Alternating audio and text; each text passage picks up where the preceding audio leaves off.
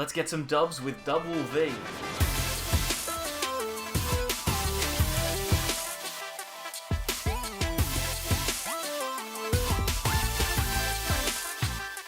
Welcome back everyone to more from the Sableyes. I'm Mitch, and today we're going to take a look at a really cool list that has come out of the Players' Cup, and that is Dubwool V. Now there's two versions of this thing floating around. I saw Andrew Mahone on Tricky Jim this morning playing a bunch of Dubwool with Welder, but instead we are going for an Electrode-based list, which is actually really fun to play and very, very powerful. So we'll take a look at it in just a second, but if you like this kind of content and you haven't already subscribed, please consider doing so. It's free, it only takes a second, and you can always unsubscribe if you like. Don't forget as well to give us a like down below so that we can show this video to more people. We'd really appreciate it. And without further ado, let's go on and take a look at the list. So here is Dubwool. It's a card that has always been pretty powerful, but no one's really played with it yet. So let's talk through it. 210 HP on a colorless basic V Pokemon seems pretty good. It's weak to fighting, which all normal type Pokemon tend to be, but it also has the ability Soft Wall, which means that we take 30 less damage from attacks from our opponent. So we effectively have 240, which is a solid amount. Pikarom has 240 and it seems to do pretty well, so we can't complain about that. And Revenge Blast as an attack is also a really, really strong option. It does base 120, which is not anything to sneeze at. That's for 3 colors, so it's, you know, not amazing, but it's workable. And the attack does 30 more damage for each prize card that your opponent has taken. So if your opponent's taking 1 prize, 150, all the way through until taking 5 prizes, if they've taken 5, then we do 270 damage, which is pretty good if you ask me. Now, we've got 2 copies of Dubwool in the list. We don't play any more because we're only expecting to use 1 attacker. The rest of the list is built around giving our opponent prizes as quickly as possible and then benefiting from that by reset stamping them to a low hand. So we play a 4/4 Mismagius line, where we mysterious message our hand away, and we get 7 cards in our hand. Our opponent takes a prize. And we also have 2 copies of Electrode-GX with extra energy bomb. Now, this card definitely hasn't seen any play in any competitive lists that we've made, at least on the channel. Once during our turn before we attack, if we knock this Pokemon out, we can choose to knock it out and attach 5 energy cards from our discard pile to any Pokemon that we like. So we're going to try and get our Dubwool onto the field, maybe 2 if we can, and then accelerate a bunch of energy to our Dubwool so that we can Revenge Blast for days. Now, if we have 3 Mismagiuses and an Electrode, that's 5 prizes for our opponent. Not only is Dubwool going to do 270 HP, but we can also use one of our 4 copies of Reset Stamp to reduce their hand down to 1. So that's a really, really powerful effect. Obviously, lots of decks are playing Jirachi, so they might be able to get out of it, but, you know, if they can't get out of it, then you're probably going to win the game. They have to just manually draw every turn. So the entire deck is built around trying to get this Electrode Mismagius combo off as quickly and as efficiently as possible. We've got 4 Dusk Stone to evolve our Misdreavus turn 1. We've got 4 Acrobike to draw through the deck. We've also got 1 Judge Whistle. I was playing this deck on stream a couple of days in a row, and there's probably merit for this card to be an air balloon, but give it a Judge Whistle, you know, just give yourself that extra card. That seems fine. We have Mysterious Treasures so that we can draw into our Misdreavus as soon as possible, and so that we can search out Mismagius if we can't Dusk Stone for them. We have Autopad, so if you like flipping coins, this deck might be for you. Autopad can search out all of our item cards that we need. Things like Reset Stamp and Dusk Stone can both be found with Autopad. We've got 1 Ordinary Rod, so that if we do have some Misdreavus prized, we can put them back into the deck if we need to, as well as a Pal Pad. We've only got 2 supporters in our list, and that's 2 copies of Boss, so we're always going to be able to play it if we choose to. We just need to make sure that it's not been discarded, and obviously we can discard our hand pretty quickly with the Dedenne. We've got Quick Ball to find our basics. Tool Scrapper will get rid of things like Big Charm. An ADP with a Big Charm is almost impossible to kill, so we need to Tool Scrapper that. Talking about ADP, we need to put Vitality Band on so that we can get to 280 to knock that out in one shot as well.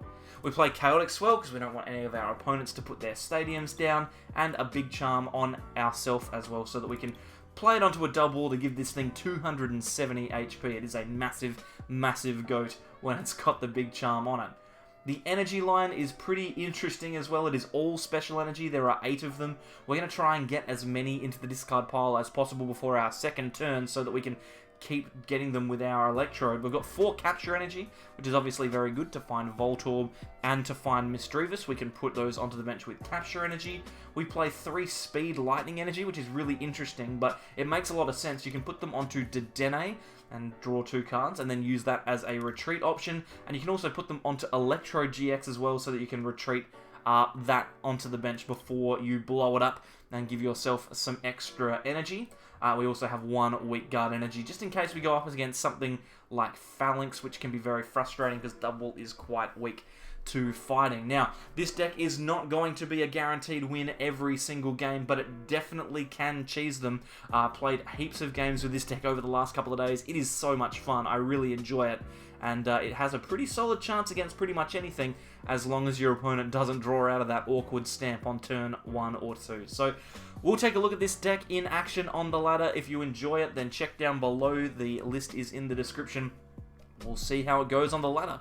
So we're going to try and go first in this game if we can. I'm not sure exactly what we're playing off against here, but if we can go first, that would be great. It means we can get ourselves that Electrode off turn 2, get it done nice and quickly. We've won the coin flip, which means we'll be able to go first, and as long as we get ourselves a decent setup, we should be fine. That would have been a really good hand, actually, if that Mismagius was a Misdreavus instead, but alas, 'twas not to be. We'll have to try and find ourselves something different. This hand's acceptable, though. We've got a Voltorb we can put into the active, and this Pokemon Communication can turn into a Misdreavus. It's a shame that we have to get rid of the Electrode, but I think it is the right thing to do. We've given our opponent a lot of mulligans as well. Okay, so what we're going to do is we're going to Pokecom this Electrode away straight away. Actually, we've got the capture energy, so we'll go for Dubwool here.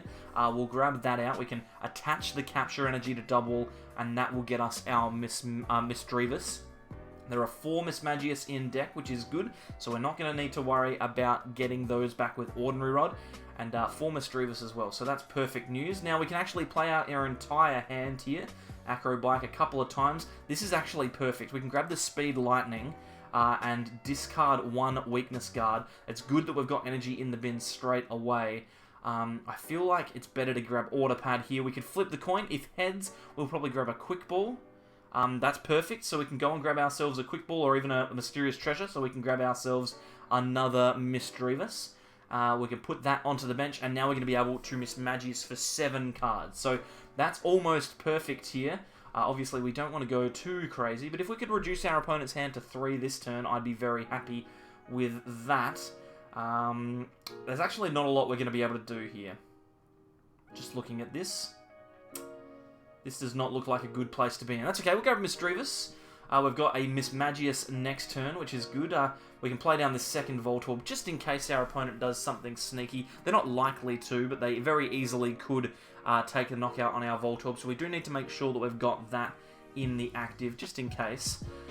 But yeah, we're not in a bad spot here. We're not in a bad spot. If our opponent does what I'm expecting them to do, which is to grab themselves a Eggrow and then evolve this Grookey into a Rillaboom, then we probably should be alright. We've got a Voltorb in the active. We've got Misdreavus and Mismagius coming out the wazoo. Now we're going to be able to have an empty hand here as well, I think. Unless, of course, we draw dead off of the speed energy. But that's okay. Our opponent doesn't really have a lot going on their first turn. They're going to attach to a Eggrow, and we'll see if they've got the retreat. If they've got the retreat, then that's pretty solid for them. They're going to get rid of our Chaotic Swell as well. That's fine. I don't mind about that.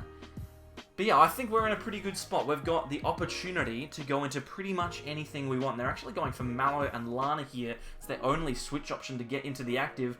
Alright, so we could potentially take 3 prizes this turn and reduce our opponent's hand to 1, which would be a pretty significant victory if you ask me. We'll see what we can do here. We've got an Ordinary Rod. We don't really need that in this game. What we do need to do is we need to find ourselves Electrode and Mismagius this turn. So I think the smart thing to do is probably to... We can speed first. We'll speed Lightning Energy first, because if we do that, we might draw into the cards that we need. There's a Dusk Stone, so talking about, we do draw into the card that we need. Fantastic. And then we can use Mysterious Treasure to grab ourselves another Mismagius as well. We'll probably get rid of the boss or the ordinary rod here. Neither of those are super important for us right now. Both electrodes are in the deck as well, which is important. Okay, so let's get our hand size down as low as we reasonably can. I don't want to use boss. I don't want to use reset stamp. Let's just mysterious message, see if the 5 cards we get here are decent.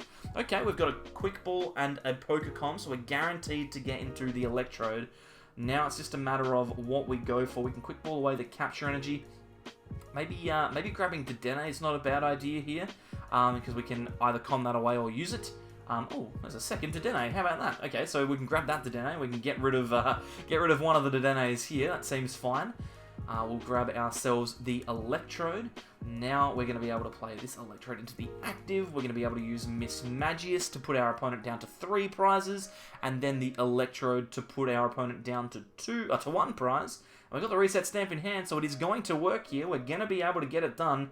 Oh, geez, that's a lot of reset stamps and boss's orders in our hands. Let's flip this order pad, see if we can't find ourselves another Pokemon of some description. If we could get ourselves another Dubwool, that would be great. Cool, so we got a head, so that means we can go and grab ourselves a quick ball.